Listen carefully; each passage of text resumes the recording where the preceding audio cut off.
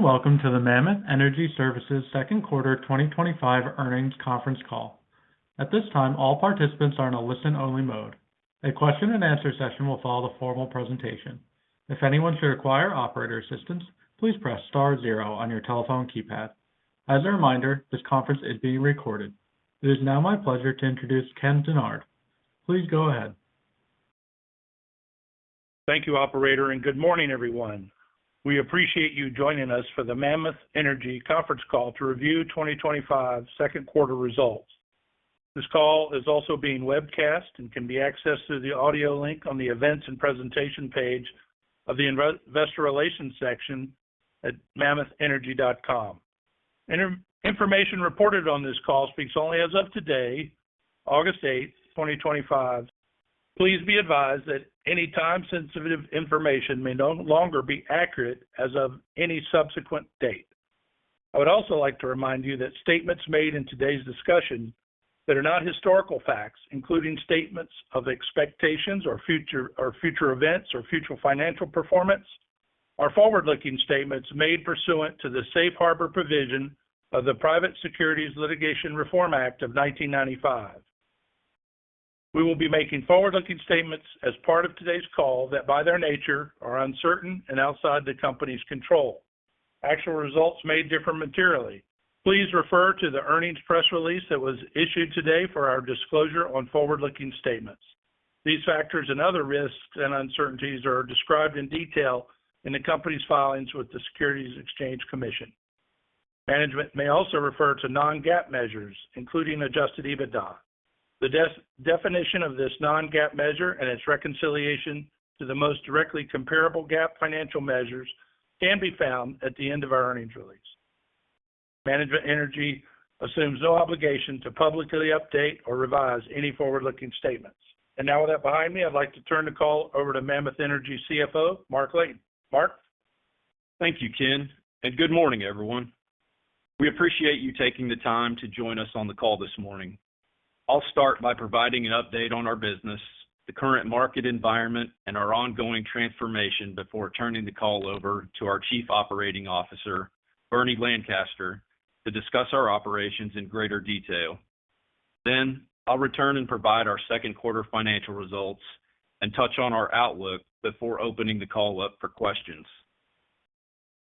The second quarter marked the beginning of a new chapter for Mammoth. I'll go into more detail later, but revenue was $16.4 million in the second quarter, and the net loss for the quarter was $35.7 million. The net loss included a non-cash impairment charge of $31.7 million. We executed several transactions during the quarter that meaningfully changed our portfolio of services and positioned us favorably for the future. As we've mentioned in the past, we take great pride in our track record of successfully growing businesses organically within our enterprise and transacting at attractive multiples at great returns, which help us generate significant value for our shareholders. This quarter was no different. We had the opportunity to complete transactions that would unlock value, make the company more resilient, and establish a launch pad for future growth, and we delivered. It's safe to say that our transformation is well underway. As part of this transformation, we are focused on driving returns through improved internal execution by prioritizing asset utilization, margin expansion, and capital efficiency across the portfolio. While macroeconomic uncertainty, including tariffs and demand volatility, continue to affect parts of the market, we remain proactive in repositioning Mammoth to perform through cycles. In the second quarter, this included strategic divestitures that sharpened our portfolio focus, alongside the accretive acquisition of leased aircraft assets that strengthened and diversified our rental services segment. We will continue to evaluate strategic opportunities both within our existing platform and in adjacent markets that can unlock value while preserving balance sheet strength. Mammoth may act as a buyer or seller, or both, depending on market dynamics and where we see the most attractive returns. Second quarter was a great example of this as we completed 3 transactions, 1 as a buyer and 2 as a seller. As a buyer, we purchased 8 small passenger aircraft in early April for approximately $11.5 million. These aircraft added meaningful scale and further diversified Mammoth's rental services fleet. Also, each of these planes are under leases with a commuter airline, so this purchase was immediately accretive to our financial results. In addition, we purchased 2 aircraft engines and 1 auxiliary power unit, or APU, during the second quarter. The APU is currently on lease, and we expect the 2 engines to be on lease beginning in the third quarter. A second APU was purchased at the beginning of the third quarter. In total, we have invested $25 million year-to-date to grow our aircraft portfolio. Our aviation investments this year have generated positive EBITDA from day one, and we believe this is an area that will continue to compete for capital inside our portfolio. As a seller, our first transaction in April consisted of selling 3 infrastructure subsidiaries, 5 Star Electric, Higher Power Electrical, and Python Equipment, to Peak Utility Services Group for an aggregate sales price of $108.7 million. I know we touched on this transaction on our last call, but this was a monumental transaction for Mammoth and demonstrated the ability for us to repeatedly grow businesses organically within our enterprise.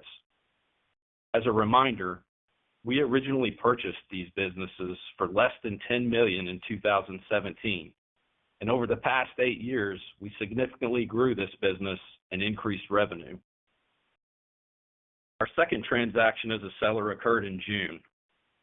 2 of Mammoth's subsidiaries, Stingray Pressure Pumping and Mammoth Equipment Leasing, entered an agreement to sell all of the equipment used in our hydraulic fracturing business to MGB Manufacturing for proceeds of $15 million. Formerly, this equipment was included in Mammoth's Well Completion Services segment. We view this transaction as a natural next step as we look to reposition our portfolio of services and emphasize a demand-driven approach to our operations. We are focused on building a better, more resilient company for the future, and each of these transactions were completed with this goal in mind.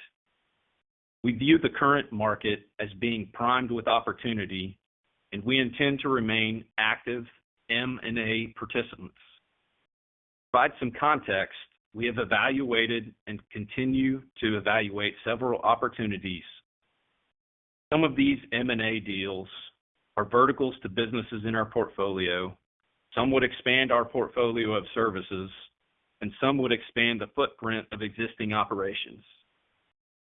We remain focused on investing in quality assets or companies at the right valuations to generate positive returns. I look forward to sharing additional positive developments with you in coming quarters. Now, let me turn the call over to Bernie Lancaster, our Chief Operating Officer, to take you through our new business segments and the current state of Mammoth's operations. Thanks, Mark, and thank you all for joining us this morning. It's a pleasure to speak with you for the first time in my role as COO. There is plenty to be excited about here at Mammoth, and I look forward to helping pave the way forward. As Mark mentioned, our operating segments have changed quite a bit of late with the recent transactions pertaining to our legacy infrastructure, well completions, and rental services divisions. Today, our suite of services consists of 5 segments: rental services, infrastructure services, natural sand proppant services, accommodation services, and drilling services. I'd like to spend a few moments discussing our new reporting segments and those that have recently experienced the greatest change. Rental services is a segment that has significantly grown through strategic investment in recent months, and we've meaningfully expanded our capabilities through the acquisition of aviation assets that Mark mentioned.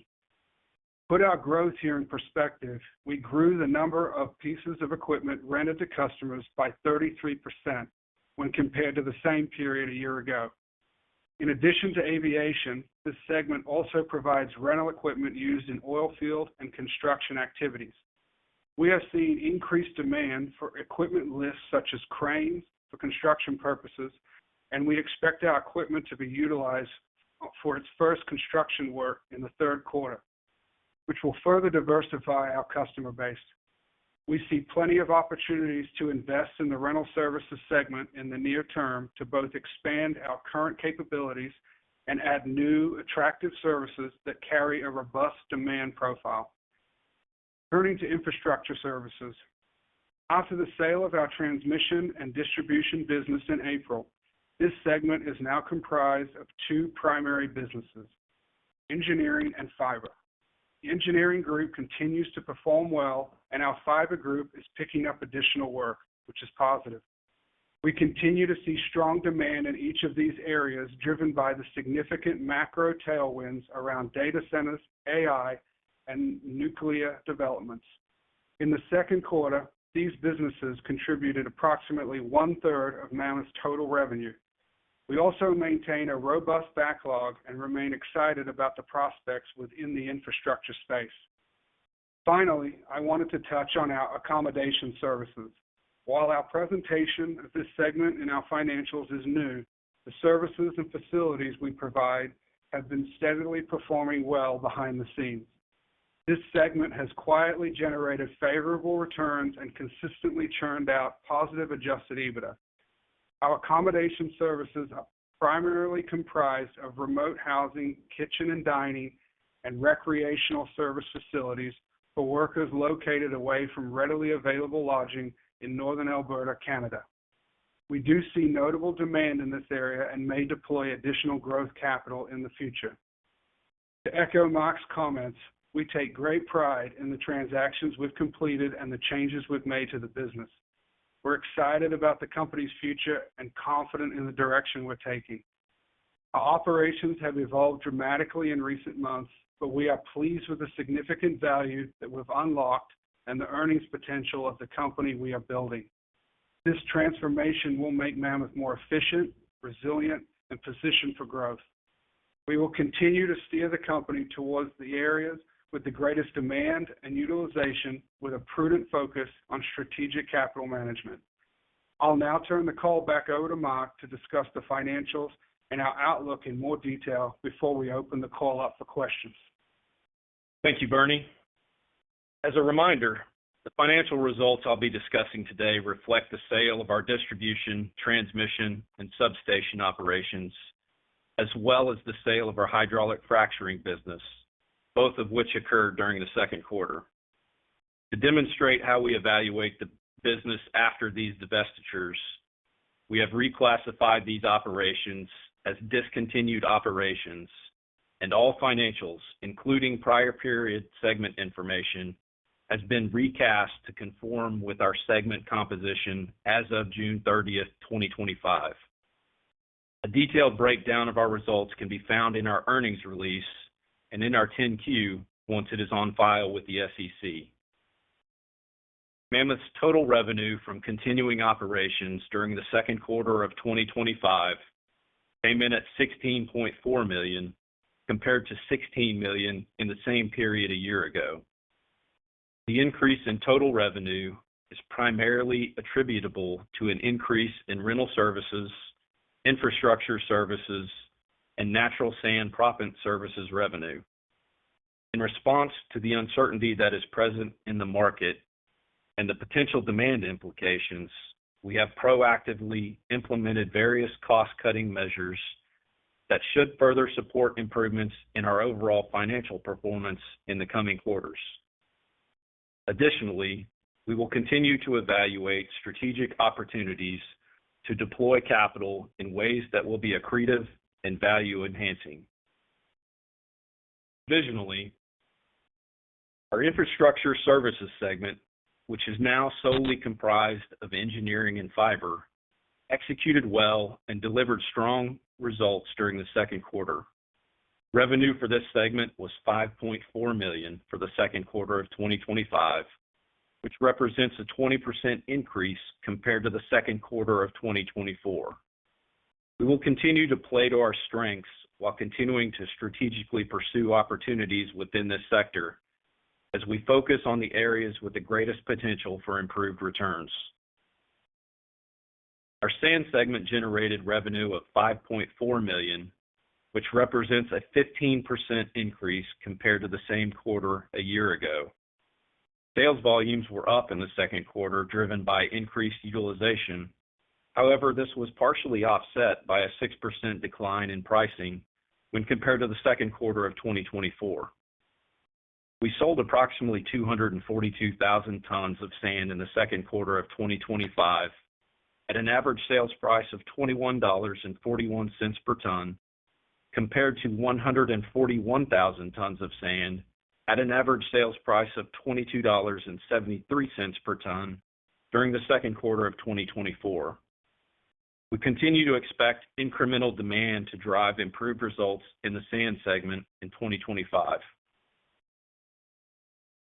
Rental services segment generated revenue of $3.1 million, which represents a 72% increase when compared to $1.8 million in the same quarter a year ago. This increase was largely driven by the incremental revenue contribution associated with our expanded aviation rental offerings. On average, during the second quarter of 2025, we had 296 pieces of equipment rented out to customers, representing a 33% increase when compared to 223 pieces of equipment rented out to customers in the same quarter a year ago.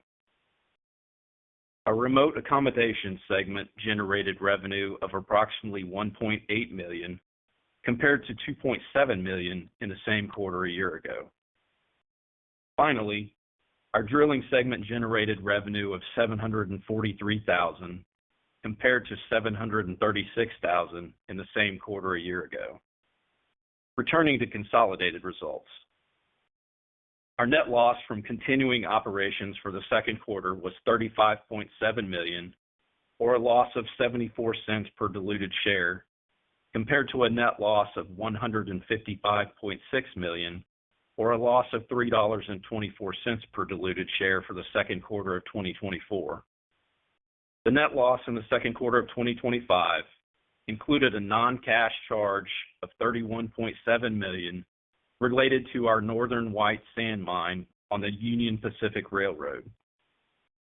As a reminder, the second quarter of 2024 included charges totaling $170.7 million in relation to the settlement agreement with PREPA. Adjusted EBITDA from continuing operations, as defined and reconciled in our earnings release, was a loss of $2.8 million in the second quarter, compared to a loss of $164.6 million for the second quarter of 2024. Selling, general, and administrative expenses were $5.3 million in the second quarter of 2025. Looking to the back half of the year, we expect to generate an adjusted EBITDA loss from continuing operations ranging from $3 to $4 million based on the current portfolio of assets. Further, we expect our cash burn related to discontinued operations to range from $4 to $5 million. We plan to largely fund this from proceeds from the sale of underutilized assets. CapEx for the second quarter of 2025 was $26.9 million. This was primarily related to our targeted growth and expansion efforts within the rental services segment. In regards to our 2025 CapEx budget, we are now allocating $42 million for continuing operations, excluding acquisitions. This is primarily comprised of growth CapEx for our aviation and other equipment rental services. We will continue to monitor the uncertainty within our markets to determine potential impacts on our business, and will adjust our spending accordingly. Additionally, we see many opportunities to strategically allocate capital to grow our existing businesses that are generating the greatest returns. As Bernie mentioned, we've identified numerous opportunities to deploy capital, specifically around equipment rentals and accommodations.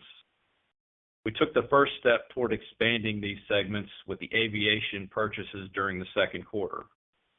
There will continue to be various opportunities to invest back into our business in the near term to address demand, as well as to purchase and upgrade equipment with our improved cash position. As of June 30th, 2025, we had unrestricted cash on hand of approximately $127.3 million. This cash balance excludes restricted cash of $30.1 million, which would bring our total cash on hand to $157.3 million. Our revolving credit facility had a borrowing base of $75 million, and we had approximately $67.5 million in available borrowing capacity after giving effect to $7.5 million of outstanding letters of credit. As of quarter end, the revolving credit facility was undrawn. Subsequent to June 30th, 2025, the company entered into a letter agreement in relation to its revolving credit facility, whereby the borrowing base was reduced from $75 million to $50 million. Our total liquidity as of June 30th was approximately $194.8 million, and as of today, Mammoth remains debt-free. To conclude our call, we would like to thank our employees throughout the company for their hard work, dedication, and commitment to maintaining safe and sustainable work sites for themselves and their teammates.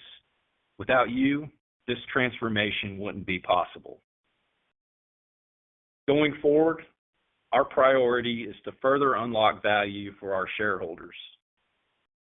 We intend to accomplish this through consistent operational performance, improved efficiency, and strategic and opportunistic transactions, all of which will strengthen Mammoth for the future. Over the last 3 months, we've executed multiple value-enhancing transactions that have repositioned the business, insulated our operations from volatile demand trends, and made our financial results more resilient. We look forward to sharing additional developments with you in the coming quarters. We maintain a debt-free balance sheet and a significant total cash position of approximately $157 million. This further expands our deployment opportunities, and we intend to utilize this dry powder to substantially invest in the company for future growth. We plan to utilize the tools at our disposal to strategically deploy capital as attractive, value-enhancing opportunities present themselves. Finally, we believe our operational expertise, efficiency, strong balance sheet, and ongoing actions will position Mammoth for success and propel the company into a better future. Operator, we would now like to open the call up for questions. We'll now be conducting a question and answer session. If you'd like to ask a question, please press star one on your telephone keypad. A confirmation tone will indicate your line is in the question queue. You may press star two to remove your question from the queue. For participants using speaker equipment, it may be necessary to pick up the handset before pressing the star keys. One moment, please, while we poll for questions.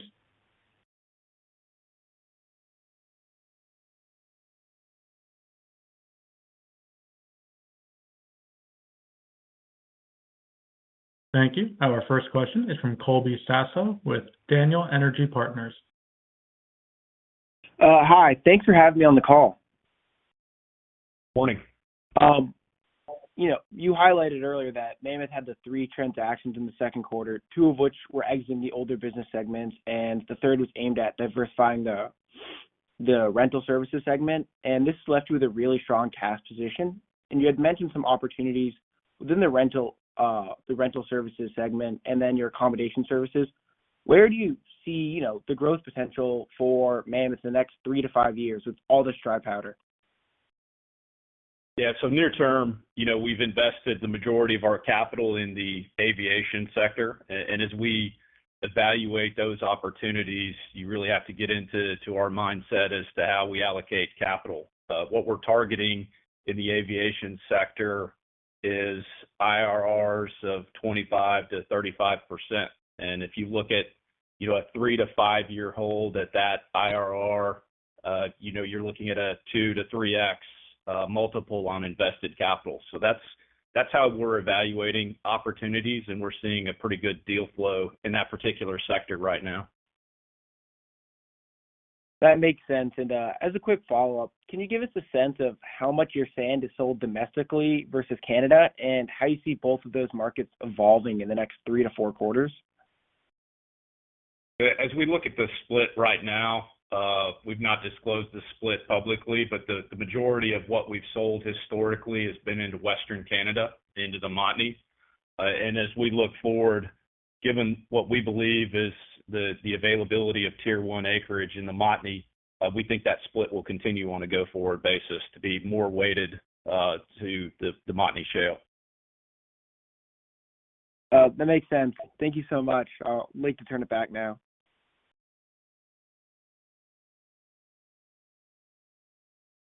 Thank you. Our next question is from Doug Garber with Westport Alpha.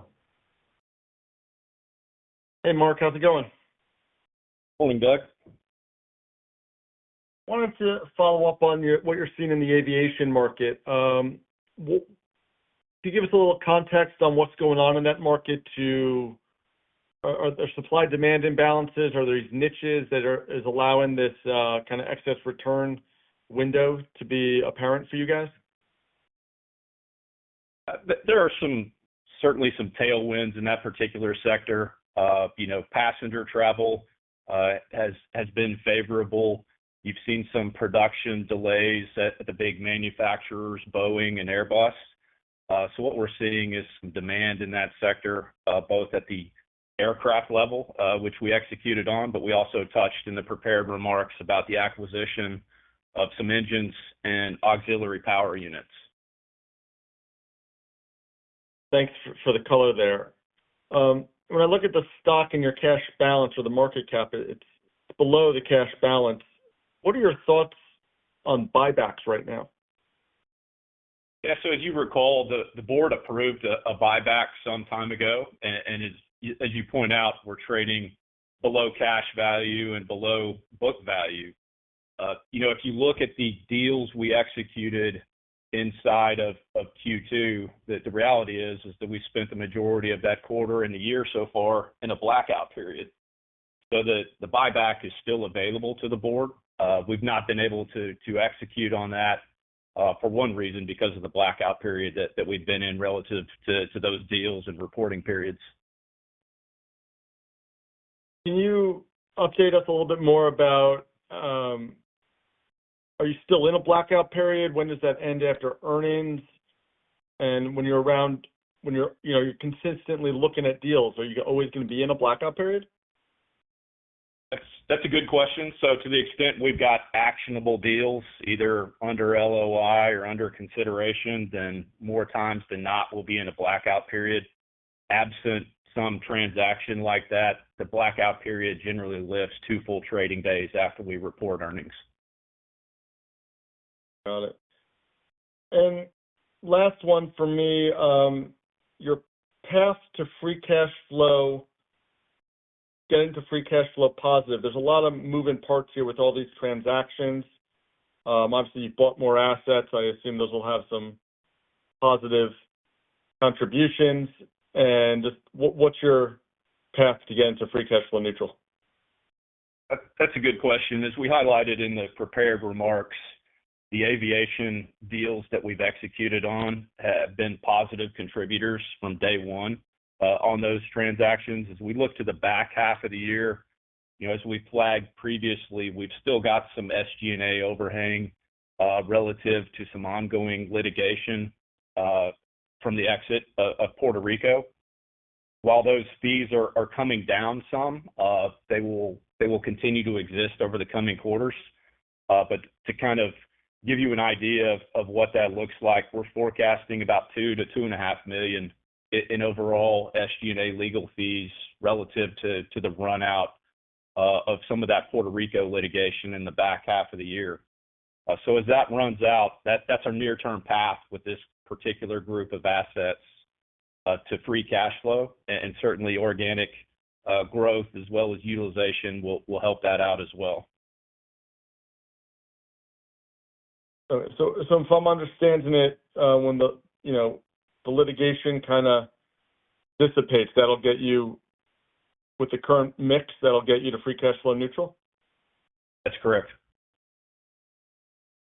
Thank you for that update, and looking forward to continuing to follow the story. And you'd also talked about rentals. Is there the return opportunity there?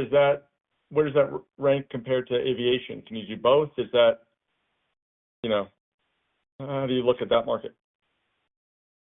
Yeah, so that Construction segment equipment can compete for, is what I meant. yeah, on the construction equipment side and oil and gas related rentals, we're seeing some opportunities to deploy capital there, and you see that year to date. And we flagged that as well as the accommodations business can also compete for capital on a go-forward basis that is near to the returns that we're seeing in the aviation space. Got it. And typically those assets have some leverage. Are you going to do them unlevered, or are you going to put a little bit of debt on as you go? As we evaluate that, right now we've got a debt-free balance sheet. We're focused on maintaining a strong balance sheet. I think as you look on a go-forward basis, it's dependent on the assets. So some assets will be better suited for leverage, and we'll continue to evaluate that structure as we deploy capital. Well, congrats on pivoting the company, and looking forward to following it in the future. I'll turn it back. Thanks. Thanks, Doug. Thank you. There are no further questions at this time. I'd like to hand the floor back over to Mark Layton for any closing comments.